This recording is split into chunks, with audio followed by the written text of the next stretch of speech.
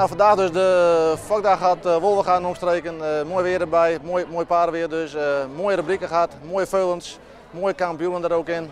En de jeugdrubrieken Enters en Twentes, dat was ook prima verzorgd. Mooie kopnummers, heel mooi Enterkampioen en Twente reservekampioen. Verder de driejarige rubriek was misschien dit jaar ietsje minder, maar wel een hele mooie kampioen die later algemeen reservekampioen werd van de vakdag hier.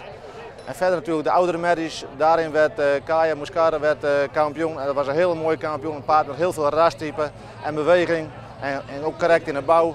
Dus wat dat betreft een hele mooie kampioen voor vandaag en een hele mooie reservekampioen die 3 jaar gedaan. Dus wat dat betreft een geslaagde vakdag.